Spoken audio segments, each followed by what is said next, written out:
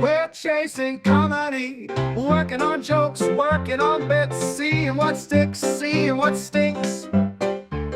We're chasing comedy, politics and current events, cultural shifts and psychological bents, the daily news, your grandpa's views, conspiracy theories, trending Google queries. Either way, it's all okay. We're chasing comedy. So listen up and we'll lay it all out, whether you're seeking wisdom or zoning out. Have your fill, it's all just for the mill, with Brian and Dustin, and we're chasing comedy. We're Brian and Dustin, and we're chasing comedy. Welcome, everybody. Chasing Comedy, where two guys, veteran comedians, try to figure out how to do a professional podcast after over 25 years in the business. And 2024, we figured the world needs two comics talking comedy one more time. Yeah, we don't have enough of that. We have, now we got a producer. Now we got like a legit guy that might make this look good. Before it was just, just Brian laying down, listening to his workers pound in on his roof and whatever else is happening. So we've gone through a lot. We're here and we're trying to be professional, and it's impossible to be professional. It's not going to happen. Not going to happen. And Brian's always moving. Just so you know, he's a mover. Yeah, I'm trying to figure this out. Like Tom and Jerry. Exactly. I'm trying to figure this out as well, guys. We have an actual episode edited, which is huge. That's amazing. Yeah, it keeps out all those racist things Brian keeps saying. So we gotta protect your future as a congressman. What are you talking about? That's what's going to make us go viral. Is it? All viral? Of that is what in this day and age. I hate that word, viral. I hate that. I hate all of it. Yeah. You know what I mean? There was words that we never heard before. You never heard algorithm in like 89, you know? No. I can't take it. I can't take it anymore. That's a fun exercise. All the words we hear now. Woke, it was just like you wake up. There was no Where do we begin? Where do we begin with all of the world's problems right now? And I'm leading us into something, just so you know. I'm waiting. Are you waiting? You didn't throw a word back. No, because sometimes it's best to lay back and let you border collie me into the right arena. Okay. I thought it was pretty good. Like at 89, you didn't hear the word algorithm, and then you were gonna go, yeah, we didn't hear this word, bots, whatever. Like but never mind. I'm done. We're tapping it. Podcast is over. Okay. This is our last episode. I thought it was an issue of hipness because I was going, we're going to go viral, not necessarily the it's not hipness, etymology. I always get etymology and entomology. Could someone write in and send a letter and tell us? Because entomology is one of them. Nobody's writing in. Nobody's writing in ever. This is me, you, and Adam. That's the show. So there's Adam, nobody writing in. There's nobody writing in. I hate saying to Adam every time, Adam, can you Google that? Because I'm too lazy to do it. I already know. Entomology is the study of insects. Boom. How about that, Brian? And etymology. There's two. There's entomology, right? Which is the study of insects, I think. We get it. You went to college. We get it. Etymology is language and words. You're right. Etymology is the origin of words. Okay, you're both smart. How about that? Right. So those are very different things. How does that feel?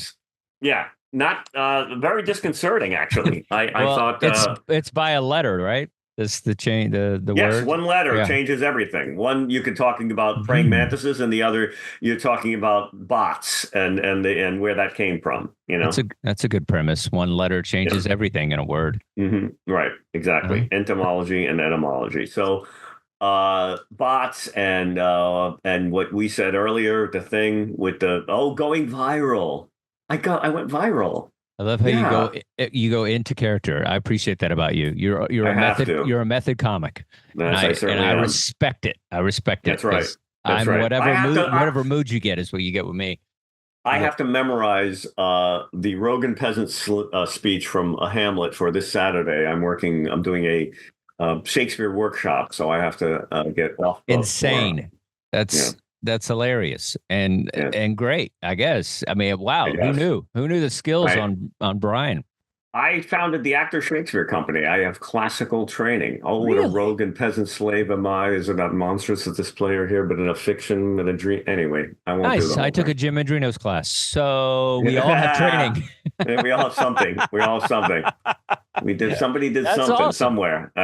Jim That's Andrino's incredible. class. I love Jim. What class I love was Jim that? too. It was just intro to stand up, and it was fantastic. Actually, it's Scott Blakeman. It was also a friend of ours or whatever. He taught a class because I went to Parsons at the New School. That's why I don't know these words you're talking about. Art school is like, we just pick up trash off the street and call it abstract. Okay, hold on a second. Now, what? That was your entree into stand up? What? Parsons? No, Jim's class. I took. Well, actually, I'm going to back it up a little bit. My first class was Scott Blakeman. He taught a comedy writing class at the New School, and we were part of the New School. So that was one of my electives or whatever you call that in college. Okay. And I took that, and then that was pretty cool. Scott was great. Yeah. And then and then after that, I took the Jim Andrino's class, and Jim took me on the road and everything. That's fascinating because I think Judy Carter was the first person. I think we talked about this. Judy Carter was the first person that wrote a book about how to do stand-up. Not only had it never been done before, but there was an idea that you couldn't teach it at all. Like the idea of teaching it. So much so that I remember Jerry Seinfeld, being interviewed. I remember this very vividly. And he laughed because he said he saw an ad for a comedy class. Mm. And he literally went, which was, and it was unheard of. Like there was a time when there was no such thing as that, because the misfits and weirdos that used to show up like at the Improv for that audition. Do you remember this? Do you remember that the Improv in New York? It was just a freak show of like the most marginalized groups of society would show up with puppets and guitars and props and try to get past at the Improv. And the idea of a class to teach stand-up was just absolutely not even in the realm of something that anyone thought was possible. I'm going to debunk that, and I'm going to tell you this is going to blow your mind. So I was at a show in Huntington Beach. It was like a backyard show, which those could always go terribly wrong. And but it was actually nice. They had a stage and lights, and it was a good show. It was a good crowd and everything. Right. So I go on stage, have a great set, and I get off, and this one of the comics that was on the show, older lady, she was maybe close to 70 or something, and maybe a little older, and she really liked me, and she was talking to me, and then she tells me, she goes, I took a comedy class from George Carlin. And she was saying nice things about my structure, whatever, Carlin, whatever, was great. But she took a class from George Carlin in the 70s. Really? And so can you imagine, like she had pictures and everything. And so it was like George Carlin taught a comedy class. That is amazing. Yeah. That is something we need to track down, the people that took that class. Well, I'll have her on the show. I have her Instagram and everything. But she said he taught the class. And then she's the first one that started the Belly Room at the Comedy Store. And she had a great, rich history of the early stand-up. And so it was just like, and that, I mean, because Carlin's before Seinfeld. So it's like, that's, and if I guess it was kind of under the radar. I'm sure it was like one of those months where you don't have anything. You're like, I'll teach a class. That's funny that you say that, because now that I think about it, I did hear from other people that there was a guy, I can't remember the guy's name. He was an old Borscht Belt guy. I think his name is Dick something. He taught a class as well. Yeah. That there was like, and he was like an old Borscht Belt joke writer guy, and sort of had a semi well-known name. And he taught classes. And I've spoken to a handful of comedians that said, I think Mitch Fatel was one of them. And he said that he took his class. And so, so this mythical Bigfoot-like thing that supposedly never existed has been debunked both by you and the person that brought it up. Okay, so Lewis Black taught a class at Gotham. I remember that. Right. Yeah. Right. So he was just yelling at people.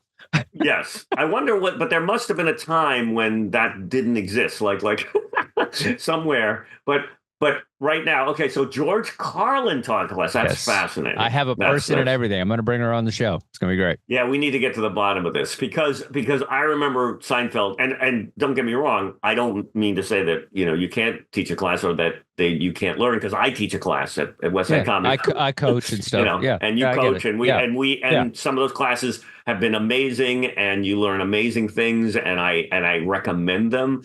But that was just this idea that stand-up was such a weird animal that it was almost the mysteries of it. And there is a kind of cultish kind of thing about that where we don't talk about the rules of it. Like that's what we're doing here. We're talking about, letting some of these things, they're more common now, to discuss them openly, the mysteries of comedy. I think comedy, the comedy books is an interesting thing too, because you're talking about Judy Carter. I think some people might have heard you say Jimmy Carter, which made me laugh. But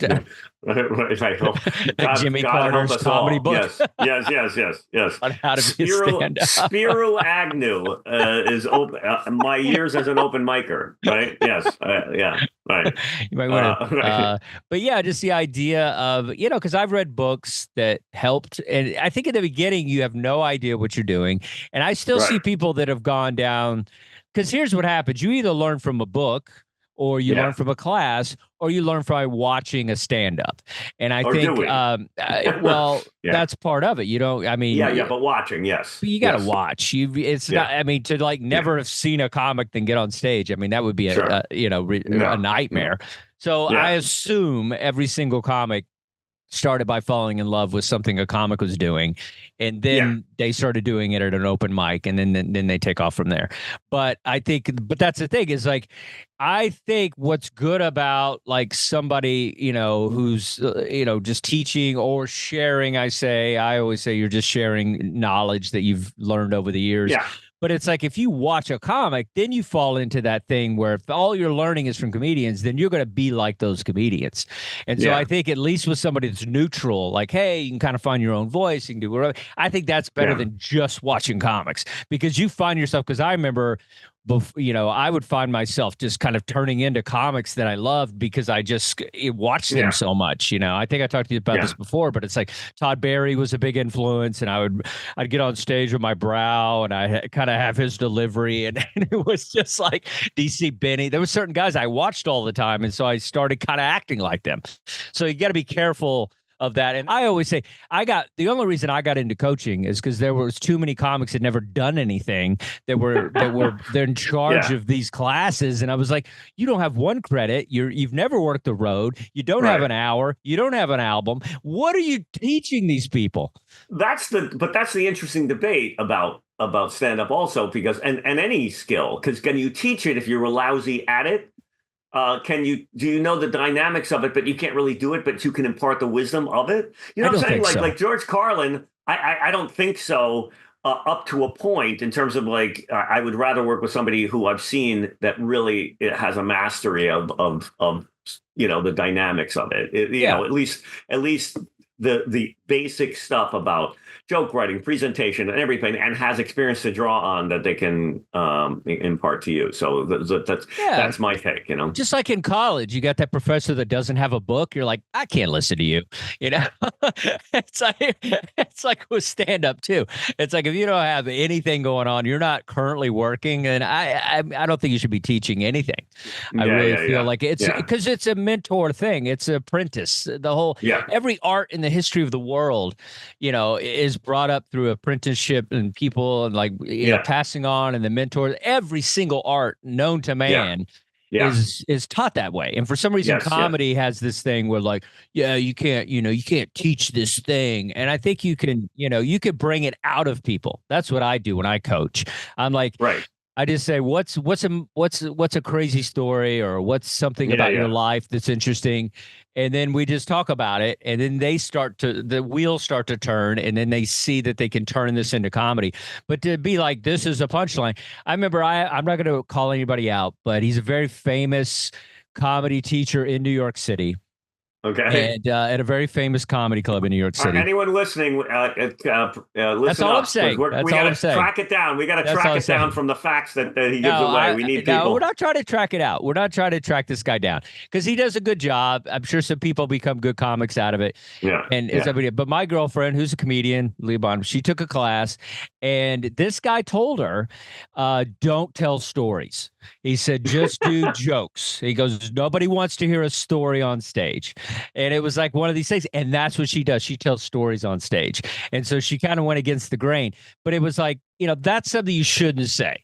You shouldn't, because I'm not an amazing storyteller, but I'm a good joke dropper. Like I can structure a joke. So it's like, Right. but that's my lane. But to just say nobody tells stories, come on. Like that's the first thing when I teach my class is I just quote William Goldman, great screenwriter, Butch Cassidy and Sundance Kid, and numerous, and The Princess Bride, and he said about Hollywood, nobody knows anything. Okay. Yeah, exactly. Okay. And that is absolutely true. We know something, but the vast majority of whatever I say, you have to take it with a somewhat, take what works for you and do it. Because when people say things like, you can't do that, then somebody like Andy Kaufman will come along and break every freaking rule and do things. And like whenever I say, brevity, Shakespeare said brevity is the soul of wit. And I always bring up that you should cut, and Seinfeld talks about cutting syllables, cutting jokes, make this joke short. And then someone inevitably will always bring up at my class, well, what about, Norm Macdonald tells these long, things. And I go, yes, because that's the joke, right? The embellishment, the nature of it builds up so much tension, and the release of it, that's the whole joke. So yes, there's these contradictory things you hear. Exactly. That doesn't mean that everything. I have the funniest, some hilarious jokes. The Aristocrats goes on forever, but there's millions of jokes in it, but whatever. But that's one of those things that there are no rules, but then you do have to learn the rules to break them. There are rules, like the 3 rule and all these things. It's like, oh, there's no rules. Well, there's no rules once you learn the rules, and then you can break them. But most people don't even know the basic stuff. So that's what we try to do in class. Yeah, well, it's funny. Richard Belzer had a stand-up comedy, how to do stand-up comedy book, and it's really funny. Right. And what's funny about it is half of it is blank pages. Oh yeah, that's funny. That's funny. I remember that now. And it's like how to be a great comic, and then it's like blank pages, or how to write the perfect joke, blank pages. So it's like there was all that anti-comedy thing happening. Yes. But if you taught a Zoom class, I would pay and take your class, because I respect you as a comic, and then I know you have this thing that you could share, and that's the thing that it's just like, if you just have that instant kind of respect and whatever, it's like you can learn from that person, because you're going to learn from somebody that you appreciate their comedy. So anyway. Likewise. I mean, because when you see people who have a history, and then I like the idea that okay, that's not funny. When we get together or whatever, okay, that's not going to work because of this, or that's not going to work because of this. Yeah. It might work. I don't know. People come up and bring in jokes, and I go, that sounds off. And they go, does it kill? And they go, yeah, it kills every time. And I'm like, okay, then keep doing it, because you know what I mean? I'd have to see it. But okay, it doesn't sound right to me. It sounds off, but whatever. I don't know. Nobody knows, but I can say, okay, there's something wrong with this joke from a technical perspective that I can fix, or that, or whatever. But everyone has also different styles. Richard Pryor, like you talk about people that you influence you. I'll watching Richard Pryor do the dog story in live in concert. Which is just this story of the talking dog that jumps over the fence and talks to him, and he impersonates the dog, and there's really not jokes in it. I remember watching that over and over again as a teenager, like a young guy, fascinated by it because it gets an applause break. And that was always the thing. I would love applause break bits. I love hitting an audience with something that gets an applause break, not from the phony, pandering thing, but just something. And I never understood, why does a joke get applause break? Why does the dog story get an applause break? And it ends on this wistful, melancholy note where the dog says, "I'm going to be chasing you again tomorrow." If anybody knows the bit, you have to watch it. It's a classic. And I'm going to be, the dog is sympathizing with him because his monkeys died. And then he goes to jump the fence and he looked back at me and he said, I'm going to be chasing you again tomorrow. And he jumped over the fence, and it gets this stunned applause break from this thing. And you're like, what the hell is that? I don't even know what that is. It's not even comedy anymore. It transcends comedy. It goes to another level of comedy, which I love. That's what I always love. Richard, that's your Shakespeare training. You know what I mean? Like, I think it just, you tell, like you do. It is kind of that, because you tell these like theatrical pieces and they kind of come together in a way that deserves an applause break, because you've done all this setup. You got characters. You got like a whole thing happening, an arc, kind of an act, and an act 2 and an act 3. Really, it's very complex, the stuff you do. But what's funny, as somebody who was kind of a gatekeeper in comedy, I feel like that was part of my coaching, was just like, running rooms for over 20 years and, that's right. And picking comics that I felt like, would be the next star, or that were just good and I just liked their comedy or whatever it was. And I think I probably was like 98% on who I chose, but then there were people that really went on to do amazing things, and then there would be a 2% that I thought, oh my gosh, every time you're on stage, you bomb, every time, whatever. And so I got 2 guys wrong, and I'll even say who they are. And Hannibal Buress, I got wrong. I thought like he was too, like, it just, he did not care about the crowd. And Tim Dillon was another one that I just was like, every time you're on stage, you like, people walk, and I just can't do it. And then those guys found their lane and went beyond the comedy club arena and just found a way to kind of like build fan bases. I think Noam said that. I think Noam at the Cellar said that about Tim Dillon. He said, I think he said the exact same thing you did, saying I didn't pass. I didn't think he was good, and look at him. And he's doing something very jarringly unique in terms of like his comedy voice is like tapped in, in a great way. Well, I mean, it has a lot to do with the podcast and Rogan and all those things. And I understand the rhythm that people catch, and they find the right people, which is important. I mean, that's most of it. You find the right circle that appreciates you, and then you can launch off. Some people never find the circle. I'm still always looking for the group that's going to appreciate me. Yeah. Circle is tough. And the circle is key. Yeah. Like if you hadn't like been around, people that like, let's say Eddie Brill, who booked the Letterman show, he'd seen your comedy. And so you guys worked the same clubs. So that's a circle that allowed him to be like, this guy's perfect for the show. I've seen him kill a million times. And so that helps. But it's like some people that's why, hanging out is important. That's why getting to know comics and taking a class, even, because you meet people. And that's why I tell people too, the most important thing in some sort of group environment is you're going to meet people that are doing the same thing you're doing with the same passion. And then that's going to help you further along if, because one guy pops. They may like the relationships that you build with people, and then connections that you have with people. It's like one of those. So take classes, people. Go to Westside Comedy. Take Brian's class. If you want to Zoom with me, take my class. That's right. That's right. Promote our classes on her. Yeah, how shameless was that? You and I'll do it. We'll do a joint class one day. That'll be a lot of fun. That would be brutal.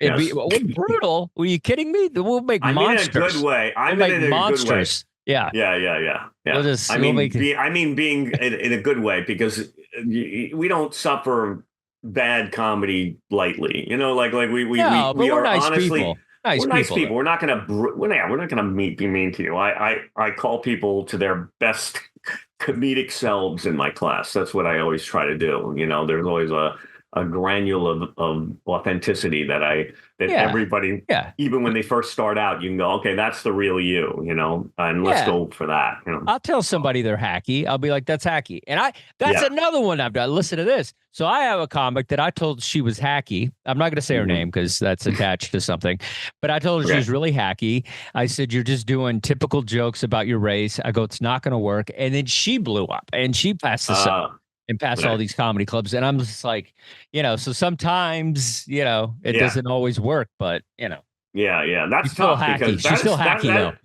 Right. I know. That's one of those things where you go, I thought I was right about that. maybe I'm still right, but I'm right. whatever, But but the it doesn't industry matter. sometimes, Yes. that's the thing with the industry. It's like, especially with all the social media stuff with like TikTok comics and stuff, because more people are interested in that wave that's happening Mhm. as opposed to the craft itself. So it's like, Yeah. if you have 1 million followers, they're more concerned about that. They don't care what you're doing on Yeah. stage because they No. care about that money that's happening through your fan base. And so they could Right. care less that joke I was know. done by Bill Burr in like 2007. They don't care because Yeah. they see that you're selling tickets or That is a fascinating thing that people go and they book themselves at clubs because they have a huge following. And then people go because based on the online celebrity of that. But they can't have anyone good on the show who's a stand-up because they won't be able to follow them. Like almost like they don't book somebody who's like a crusher stand-up act because by comparison.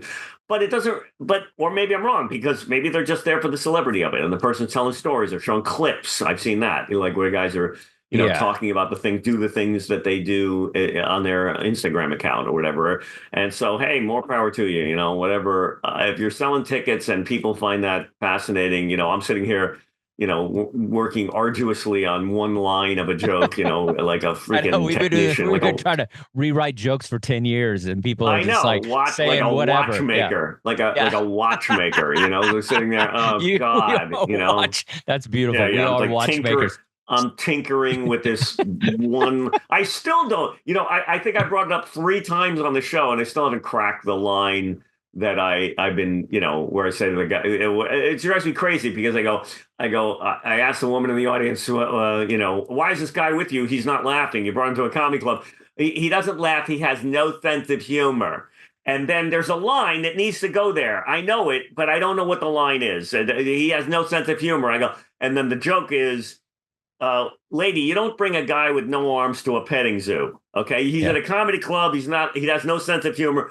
You don't lady, you shouldn't bring a man with no arms to a petting zoo. Okay. And that joke is always gets a laugh, but it's the connective tissue between that I never quite, I want to say something like, lady, if you brought him to a comedy club, you have no sense of decency. Or if you bring a guy like that to a comedy club, you have no sense of direction. Lady, you don't take a guy with no arms to a petting zoo. It's like, I'm obsessed with the 3-beat joke. So there's the setup, there's the second line, and then there's the third line, and the third line kills. But I can't get to and it still kills something. But the second line should be funny, and then the third line should be killer funny, and the second line just is too wordy or something. Anyway, drives me crazy. Still working on it. Yeah, and we've discussed this joke a lot, and I feel like too much. No, that's okay. I love it. I love it. That's what the show is. We're chasing comedy. We're chasing that thing. But I feel like that's an interesting thing because it's almost like if I don't know if she's married to him or what the real situation was, but it's kind of like to me it kind of is more about her in the sense that it's just like He's like, what do you want for dinner? And he's like, steak. He's like, you're going to have fish. There's something funny about her because it's like no matter what he wants, she's going to give him the opposite of what he wants. So to me, there might be an opening there. There's an opening there. But my instinct when you say that is that takes it over here and I have to take it. Then that's going to take the audience's head about their relationship. And you don't take a guy with no arms to a petting zoo. The thing is that fleshes out. The second line should be almost what the third line is about and just strong enough to introduce the concept. Lady, you brought him to a comedy club and he has no sense of humor. You don't take a guy. You shouldn't take a man. Never take a man with no arms to a petting zoo. Sometimes I say Confucius said that, not me. So don't get mad at me. That's a Confucius reference. But I have all these. I've written. Yeah, because the guy's he has to lick the animals. Like, how's he going to enjoy that? Yeah, well, it's like I go lick the animals. Look, I have 3 tags for it already, but I'll write down lick the animal. Is he going to lick the animals? Okay, that's not like bad. Some kind of some kind of blind, some kind of Helen Keller, Dr. Dolittle thing, Helen Keller. Do you think the kids still know who that is? That's so ingrained in us. The Helen Keller. Yeah. Those were great jokes, though. Those were like tight jokes. Yes. We were kids. I mean, that's a funny thing. Somebody needs to compile over the years, the go-to fat guy reference, the go-to blind guy reference, the go-to deaf person reference. Because in comedy, there were Stevie Wonder, Ray Charles, Helen Keller. and then Marley Maitland was the go-to for a while. Helen Keller you could use, okay, and Stevie Wonder is still good, but it's getting dated, right? Like we need a new blind celebrity, right? Like Diane Krall or something. Somebody who's blind needs to take the mantle so that we can use it, because I don't know. Hey, what are you, Stevie Wonder over here? You know, like it sounds awfully. Hey, Ray Charles, you know, whatever. And it's like, but fat guy, fat person, new blind singer. I bet there's one out there. Some AGT. There's got to be an AGT blind singer. I guarantee but fat person was always changed, because there was Orson Welles in the like 70s, Dom DeLuise in the 70s, and then Chris Christie. Chris Christie's a big one for the past couple of years. That's good. It's a little dated now, so it's like, all right, who is it going to be? Who's going to get the mantle of the fat guy references? Like, then if you want a woman, it's Lizzo. You said Shelley Winters was like, you know what I mean? Like Mama I love Cass. how you went from Lizzo to Shelley Winters. Amazing. Yeah, Mama Cass was actually, I heard comics on the Merv Griffin show, like when I was a young boy, doing like saying, "Yeah, what are you, Mama Cass over here?" Merv Griffin, kids. He created Wheel of Fortune. Just so you know. Yes, he did. So for all you kids out there, well, I think the problem with that is like all these fat celebrities are getting skinny. They're taking that. What is that? Ozempic. Everybody's taking Ozempic, so there's no more fat celebrities that you could. That is a big problem in the comedy world. But pharmacological drugs are depriving us of the references we need. If they start healing blind and deaf celebrities, what the hell are we going to do? We need those references. Okay, that is true. That is true, because also it's like when like Charlie Sheen gets sober, it's like comedy's tougher. It's harder. It's harder to do comedy when you have like a Lindsay Lohan or somebody that was a mess. A great reference like that. Yeah. Now they're sober, so you can't make fun of them being like the train wreck. And so, same with fat. That's very funny. So they with fat, that'd be a funny fourth wall for you. If, like you're trying to do something like that, and then you're just like, "Sorry, folks, these celebrities are dated because everybody's take Ozempic, and I can't. There's no more fat celebrities." And that's kind of funny. Yeah. Like Nick Nolte or something, you went through a period where he's drunk and all this stuff, and you could use that as like a drunk driving, like guy out of control, like Charlie Sheen. There was a whole but Gary Busey will always be Gary Busey. Yes, no, that's you always rely on Gary Busey. No, actually, Gary Busey is who I was thinking of. That's how messed up. Gary Busey is the reference that I was looking for. Thank you. He will always take you to the finish. Always be funny for whatever reason. He's a mental patient. Always be funny. But it's not his fault. He hit his head. He's riding a motorcycle. Randy Quaid for a while was off the reservation and crazy, right? But he's disappeared. So when somebody goes on has a mental breakdown, that's really good for the comedic reference community. No, that's a great topic, because I feel like that's always like we need these references. And that's the thing, is sometimes it's like I have a joke that has been working pretty well for the past decade. And it's the joke is, I tried to date younger girls so I'd feel younger. And then I date this girl and we tried to relate. And, it's really tough. And she's just like, "What's your favorite movie?" I say, "My favorite movie's Caddyshack." And she says, "Is that the movie where Shaq plays a genie?" And the joke always gets a laugh. And it's and then I'm like, pick up your Legos and get out, the whole thing. And it works. It always works. But then I feel like the joke originally was, that the person was young knowing Shaq as a genie, and now that's a dated reference. And so I need something even younger than that, because if somebody knew who Shaq was as a genie, then they're old enough for you. They're old enough for you. Yes. So it's like, but when I wrote the joke, it felt like, it was like the young reference in it, but I still use it just because, you're just jokes that are just, with a 40-something crowd, they're still going to get. But I do see young people going, we don't know either reference. We don't know Caddyshack, and we didn't know Shaq was a genie. So that's it's funny. I'm losing them on two. I mean, anybody over 40 is going to get it, but anybody under is going to be like, what? Shaq was a genie? What are you talking about? Caddyshack. Right. These are the vexing problems that comedians have to tackle on a daily basis, and codes we have to crack, and keep updating. You know, when I was in France, I have a joke about it's about, and one of the tags is, you know, the cop pulls you over, and you know why I stopped you? I don't know, because you didn't. I don't know. He said, you don't have. What's the joke? You know why I stopped you? They always ask, why? You know why I stopped you? Do you know why I stopped you? I said, well, I got some suspicions, man, but I'm not going to help you crack this case. You know, like, right. What are we? What are we, partners now? Is this training day all of a sudden? Right? Okay. Yeah. When did I join the Cagney and force? Lacey? What are we, Cagney and Lacey? Yeah.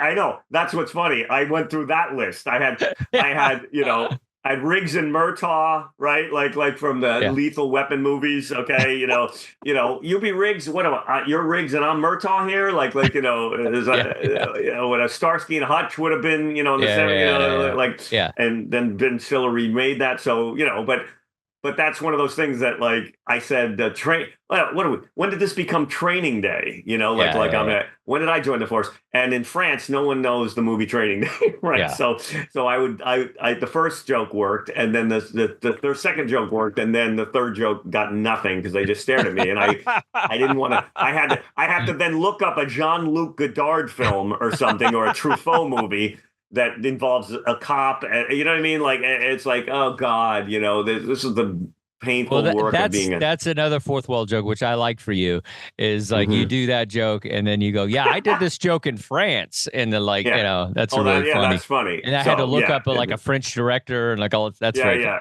You know how hard my job is? It's friggin' brutal. Okay? Yeah, when you take it international, they don't always get Starsky and Hutch, Yeah, that's like one of those that I think I have a list of every cop buddy movie, Starsky and TV show that I was looking up, Hardcastle and McCormick.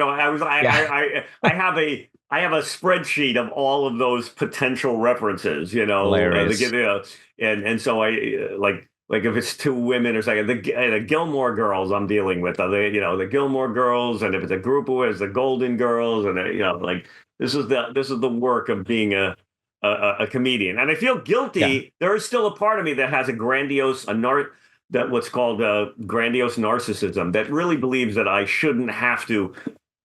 That's cheating, Yeah. that I have a list of things that I should just be able to, wing it or come up with something new and not have to go. I think that's part of it. I think that's the brain. No, I know. I'm saying that's my pathology, that I almost feel like I'm cheating because I made this long list of comedic references. A fat guy, and you don't know what they are anymore. Chris Christie, it's like Pavarotti was another one. Yeah, Pavarotti was a big, I'm seated on the plane, and of course Pavarotti comes on, gets the middle seat, whatever, Dennis Miller-esque, style. Yeah.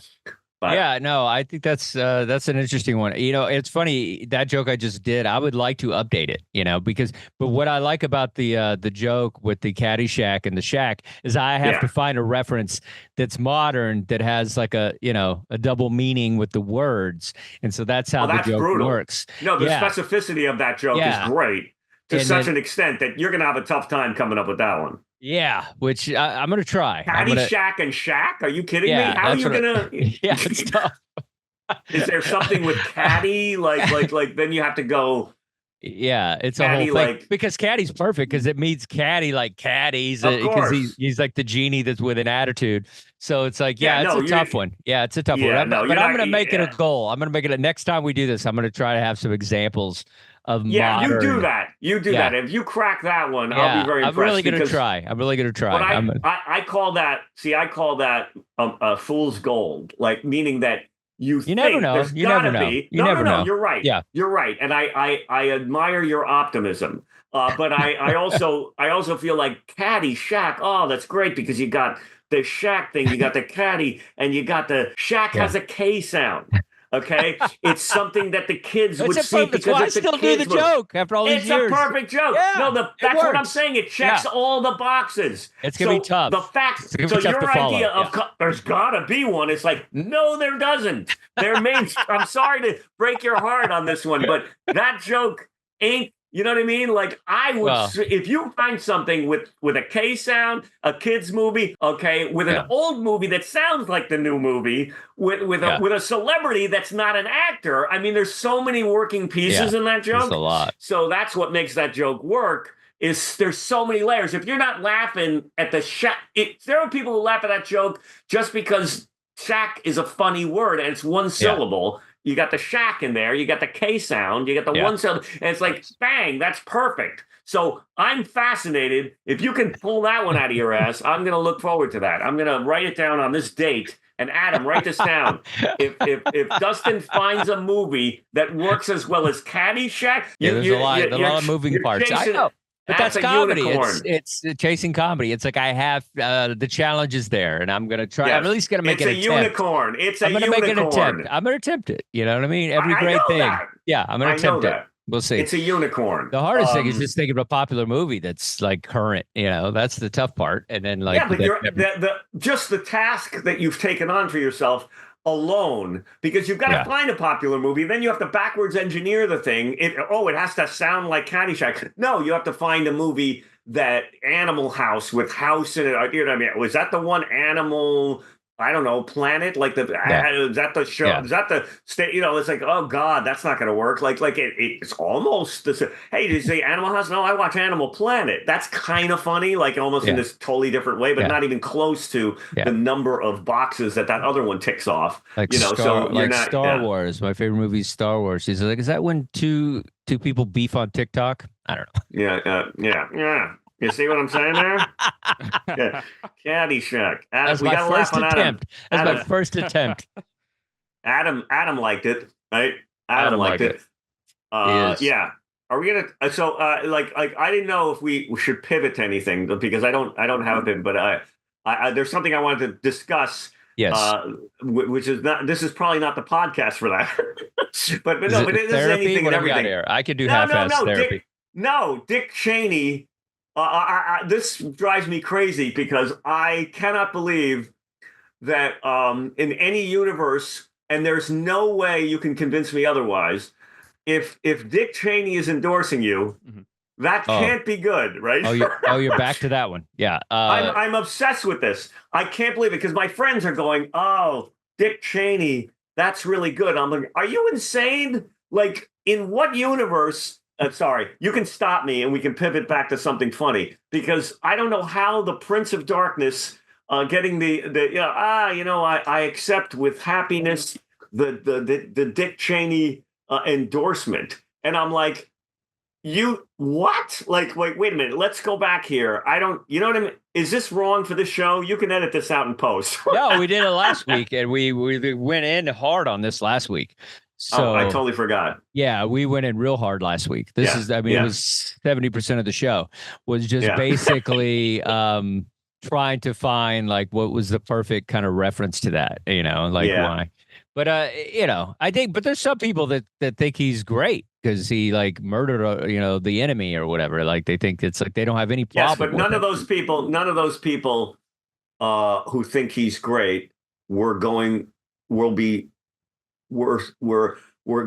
I wasn't going to vote for Kamala, but now that Dick Cheney's on board, I'm going to do it. The amount of people like that are very small. I think the joke, or at least the not necessarily the joke, but the thing that's funny about it is how hard they're trying to get the Republican or undecided vote, or that they'll go to any extreme. They'll bring in Dick Cheney. Mussolini. They'll bring but it's like, but that's what they're doing. They're trying to find a Republican angle. I am proud to accept Pol Pot's endorsement. The murderous Pol Pot regime. Mussolini kept the trains going, and so will Kamala Harris. Yeah, but there's something funny about that, where they're trying so hard, they're reaching that they're bringing in a Dick Cheney type thing. Well, so there's definitely something funny about the fact that, if Dick Cheney's on your side, then that's the guy. If Dick Cheney says that's all I needed to hear, I'm like Dick Cheney is a guy that I've always looked to for guidance. You know what I mean? Has Satan weighed in? What's Beelzebub's take on the election? Because if Dick Cheney is on your side, like I mean, from I don't have any real jokes here. I mean, some of that's kind of funny, but it's like, to me, I have too much anger about it that I find my friends are just mystified because they hate Trump so much. The hatred of Trump, which is Trump derangement syndrome. There's Trump derangement syndrome, and there's Trump devotion and enchantment syndrome. And I'm in neither of those camps. And so I don't celebrate because Dick Cheney. Oh, we got the Dick Cheney vote. It's like, are you insane? That's not a good thing. That's not good. Yeah, but I don't. Yeah. No, it's terrible campaigning because it's like, because here's the deal. Like, I'm one of these guys that, like, I'm obviously blue, but if you want to, reach my right side, then say things like, hey, let's build everything in America. Like that's how you get to me, because I think everything should be built here. We should build the cars here. We should build everything, the computer chips, all that stuff should be built here. Yeah. That's how you get me. You're not going to get me by, hey, Dick Cheney likes us, like it's. You don't go, oh, the artist formerly known as Hitler. Yeah. Like because Dick Cheney was Hitler. It's always Hitler. Yes, always Hitler. The artist formerly known as Hitler. Yeah, we have a new Hitler every year. I don't know. Yeah. If I was the Hitler estate, I'd want, do they get residuals every time somebody is the new Hitler? Yeah. We're repeating the last show, but it's still funny because we're finding more stuff. Yeah. No, I'm just saying we did all this. We did all this. We did all the new Hitlers. We did all that. It's just I got into a fight with somebody, and I'm just like, what? You're still revved up about it, which is fine. We're still chasing this joke, which is what we're going to do on the show. We're going to have jokes that we repeatedly do because we haven't quite got them yet. We don't have the punch. We don't have the thing that makes us excited to release the joke. So that is part of the show. I must have something funnier than that that needs some work. I know there's one that I was trying to come up with. Something we haven't talked about. What do you got? Yeah. No, that's not going to work. Okay. So Adam, you could just throw a topic too. Yeah, Adam, what do you got? Let's writing jokes for Adam should be a new segment of the thing. That's how we'll close out the show. Beef? Adam gives us a topic. That's kind of funny. Adam will give us a topic at the end of the show, and then you and I both try to hash out, see if we can come up with a joke, and then whoever has the best version of it gets the joke. We're gonna do that. Fire away. What do you got? Hit it. What do you got, Adam? I got to think about this for a little bit. I will say something. I want to do a joke about ghosts. If you ever respected someone, and then you think they're intelligent, you think they're on board with everything, and then they tell you they believe in ghosts, and then you have to lose all the credibility that they had, and to be I can't take you serious. Like anytime you're talking about anything that is somewhat intelligent, I'm just going to discredit all of it. And so you're saying you're this is more discrediting than if they believe in ghosts than if they believe in Dick Cheney. Yes, absolutely. Right. This is more undermining of their credibility. If you ever somebody that just trashes religion, but they believe in ghosts, you're like, all right, man, you can't do both. I respect it if you're like, okay, I believe in religion and ghost. That makes sense. But you can't be like, that's, it's the same thing with a zodiac thing where you're just like, I believe in my zodiac sign, but I think religion is you can't do that. You can't, you got to be all into all of it, or you have to what I want to know is, did a ghost hurt you? A ghost did hurt someone me at a young age. Touch you? Where did the ghost touch you? Because obviously something happened with you that was very, very hurtful. And that's why you don't believe it. It's like your daddy ran out on you. You have daddy issues. You have ghost issues. Yeah. Well, I have the same issues I have with religion, where I feel like it's all created by man. And so you have to find that thing, this is the idea of a ghost. Every time somebody says they've seen a ghost, they have clothes on, which that makes me just, I don't know if this has been done before, but I feel a naked ghost would be way more terrifying than a ghost in a little schoolboy uniform. You know what I mean? Wasn't that a Saturday morning cartoon, The Naked Ghost? I don't even know. I respect Casper. At least he had clothes on. Yeah. Yeah. But it's like, but the image they always say, I saw a little boy from the 40s or something, from the 1920s. Yes. And you're just like, he was dressed in a bow tie. It's like, I don't think ghosts, if there is an idea of a ghost, a spirit coming back, I don't think they're fully dressed. They're not coming back as the photograph a creepy photograph that's in your head. So you want them to shop at Target before they show up at your house. I'm just saying, being teabagged by a ghost would be way more terrifying than seeing a ghost. By a ghost would be way more terrifying. Wait a second, Dustin Hoffman, teabagged by a ghost, ladies and gentlemen. The worst. Not a bad punchline. Not a bad punchline. One of the worst. That's terrifying. Wait, do I hear music in my head again? Yeah, that's the ghost. There's a music ghost in your head. It's the country music ghost. I think a ghost just kicked in on my headphones because I was hearing the rap music or something. That's okay. It happens. It went from country to rap. I like that. I like that. At least your inner voice has diversity. Yeah. So this is the idea of that. I have a friend also that was like a ghost hunter, and like he would get all the equipment and he would like go to places. He'd go to the Queen Mary ship or whatever. He would go to all these places, and then he was convinced. He's a pretty smart guy, and he was convinced. He would tell me these stories. It's like, we're there, and the table rattled, and like all these things happened. And he would just, he is all in on the belief of like hauntings. And it's just like, and I'm on the fence. I love horror films. And it scares me when I see it. So obviously there's a little bit of that in there somewhere from just my childhood. But I just think it's funny when people are just like 100%. They don't believe that like religion is 100%, but they believe that there's still somebody trapped in an attic in Amityville. You know what I mean? Like there's just something kind of like, right. I don't know. So this is an issue, or is this a bit you want to come up with something? Right? It's all bits. Like this is all bits. All our issues are bits. Obviously. But the ghost, your friend. It's either the naked ghost is kind of where the momentum goes, or it's the idea of credibility when someone says that they believe in it. Well, I think the fashion thing is is an angle. Also, your trauma. Obviously, I don't know if a ghost touched you. Show me on the doll where the ghost touched you. Doesn't obviously, or something Scooby Doo related would be funny because it's always an old white guy. Or when they think they've seen a ghost, it's just because you didn't pay your electric bill. You know, the lights went out. You know, something like it's always just some glitch of something that happens. Sometimes a ceiling fan turns off, or sometimes. Certain things happen and they just automatically it's a ghost instead of like there's a glitch in the surge or whatever, you know what I mean? Yeah, there's something. It's a circuit breaker is what you're saying. I have a squeaky door that opens sometimes. I didn't the wind, there's a thing called wind that happens, it doesn't mean that there's a goblin in my house. Right, a fuse. The gust of the wind can make doors open, you know what I mean?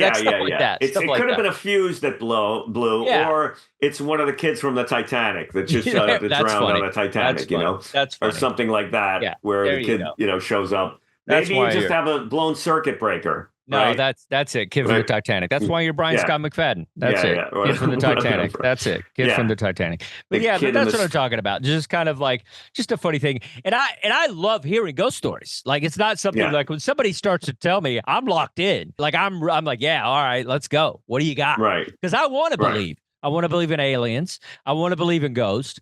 I want to believe in religion. I want to believe in all of it. I just like, but the people that are, sending the message or the representatives are not always credible. Yeah, they're always just like, all right, dude, you live with your mom, or you're in a basement. Give me. Wait a minute. Why are we painting anybody that lives in their mom's basement with a broad brush? Like they can't have you have wisdom. a lot of when you don't work, you have too much time in your head, and so you can come up with more.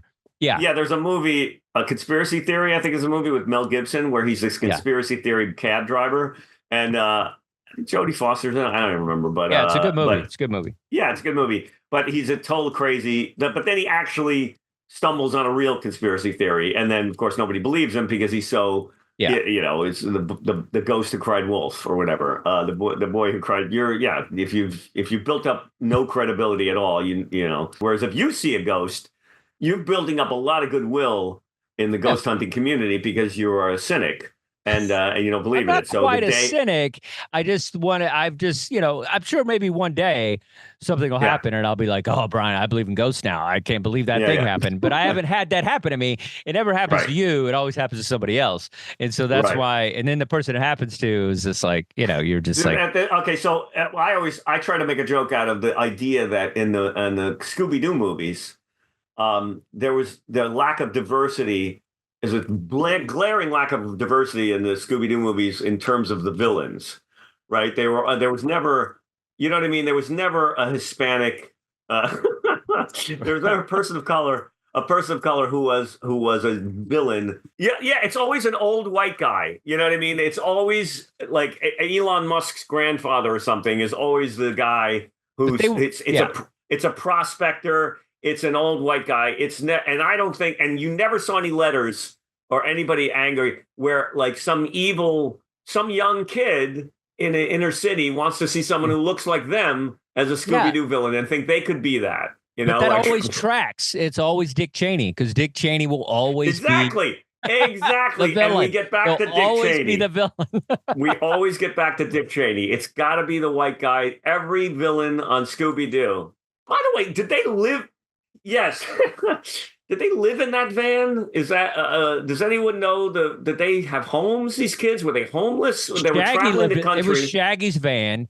He lived in it with Scooby, and then everybody else had to get in when in that smelly van and go like fight, or find the mysteries. But who had that much free time? These were very privileged. The other ones were working. Shaggy was selling hacky sacks. Yeah. He was selling dime bags. But okay. But I mean, somehow that's how you paid for it. Somehow we read Dick Cheney, conspiracy theories, of ghost stories, and Scooby Doo and Shaggy, and hell of a show. Hell of a show. Yeah, it's a hell of a show. There's connected all the dots. All right, Dick Cheney. All right. Is the do you have a new one, or you want to just give it to Adam? Now, I just thought of something. So good that I didn't even think about before the show. Yeah, no, I do this thing about I don't care about. I'm in show business, so the only people from overseas that are coming here and taking our jobs that I worry about are the British. Okay, I'm an actor, and they're taking all of our acting jobs. And I'm not talking. I'm not worried about Paco and Pedro coming here from Mexico. I'm talking about Nigel and Basil coming in from Heathrow. Okay. All right. That's funny. That's funny. These guys, I'm sick of this stuff. They're taking all of our acting jobs. And I have this bit. It's sort of an island unto itself. And I just thought of how to link it to another piece.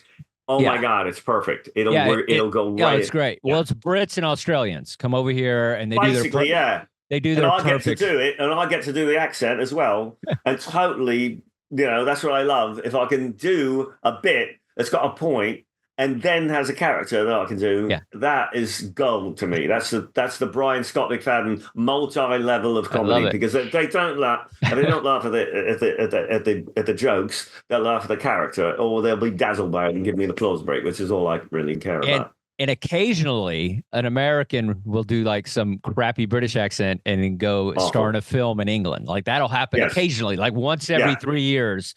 There'll be some Kevin Costner in Robin Hood.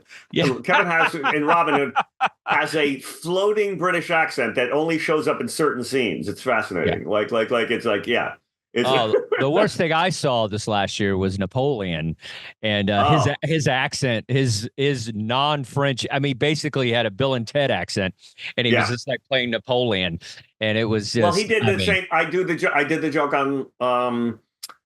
on Craig Ferguson that I had about what's his name, or was it maybe I did it Letterman? But about. From Joaquin Phoenix. Oh, you did the one. Okay. Joaquin Phoenix in Gladiator. Oh, you did. Because cool. He's doing a British accent in Gladiator. Father, I wanted you to love me. I would have done anything for you to be your son. I would have murdered the whole world. It's like, hey, Joaquin, you're in Italy. You're in Italy.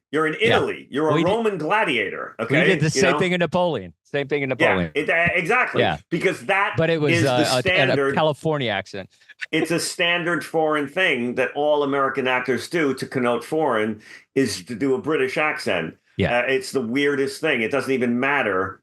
He's not doing French. He should have done Italian. This Can you wasn't even imagine? British. This was just, he wasn't even trying. He wasn't even trying. No, in I don't even know what. Napoleon. I got to see that. Yeah, it was a good movie. All right, folks, this has been exciting. Next week we'll do the thing with Adam. He could throw a topic at the end. We'll make time for it. All right, everybody, keep chasing comedy. Well, folks, that's our show. It's time for us to go. Make sure to follow us, give us a like, drop us a comment, and always subscribe. We're at Chasing Comedy on all the socials. We hope you had a gas, had some laughs, and maybe you learned something too. Until next time, we're Brian and Dustin, and we're chasing comedy.